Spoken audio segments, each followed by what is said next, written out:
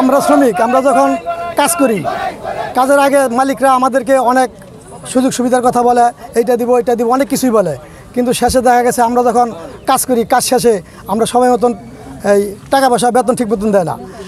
আরও দেখা গেছে যে আমরা এই যে সন্ধ্যা পর্যন্ত কাজ করি, সন্ধ্যা মতো কাজ করার পরে আমরা টাকার জন্য দাঁড়িয়ে থাকি, রাতের 8টা 9টা 10টা পর্যন্ত দাঁড়িয়ে থাকি। আমরা যখন টাকা চাই বলে টাকা নাই, বলে কালকে দিব পরশু দিব এরকম বলে।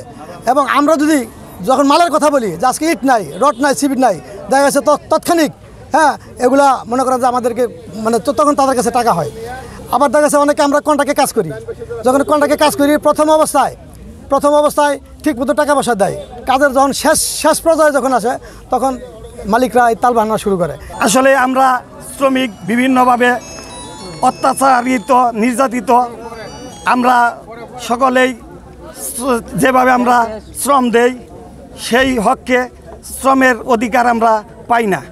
সুতরাং আমাদের শ্রমের ন্যায্য অধিকার যাতে আমরা নিশ্চিত করতে পারি এবং তারা বর্তমান যে সরকার আছে তার কাছে আমরা আমাদের ন্যায্য অধিকারের দাবি জানাই। আঙুর সেফটি দেয় না, আর এমনিতে পা ভাঙলে হাত ভাঙলে পড়ে যায়, এটা তারা ক্ষয়ক্ষতি কেউ নেয় না, রিস্ক কেউ বহন করে না তারা মালিক পক্ষে। আমি একজন হেল্পার, শ্রমিক হেল্পার। যেরকম আমি কাজ করি, আমার মজুরি 500 টাকা, এই বাজারে 500 টাকা আসলে দিন যাপন করা কঠিন। তারপরও কাজ করতে পেটে দেয়। আমরা এক সপ্তাহ কাজ করি, সপ্তাহে বিল পাই, সপ্তাহে বিল পাওয়ার পরে দেখা গেছে এক সপ্তাহের মধ্যে 2 দিন 3 দিনে বিল আটকা পড়ে। অ্যান্ড কন্ট্রাক্টর বলে যে মালিকে টাকা দেয় নাই, অ্যান্ড আমি কোথায় দিব।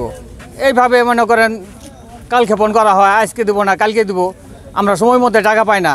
আমি সরকারের কাছে এবং মালিকের পক্ষ থেকে মালিকদের কাছে আমি এটাই আশা করব যেন আমরা যে শ্রমিক এবং মালিক এদের মধ্যে যেন কোনো পার্থক্য না থাকে, এবং শ্রমিক মালিক সবাই যেন ভাই হয়ে যেন আমরা যেন কাজ করতে পারি, এবং আমাদের ন্যায্য মূল্য যেন পরিশোধ করে দেওয়া হয়। আমরা কাজ শেষে আমাদের ন্যায্য মূল্য যেন আমাদের পরিশোধ করে দেওয়া হয়, এটাই আমাদের দাবি।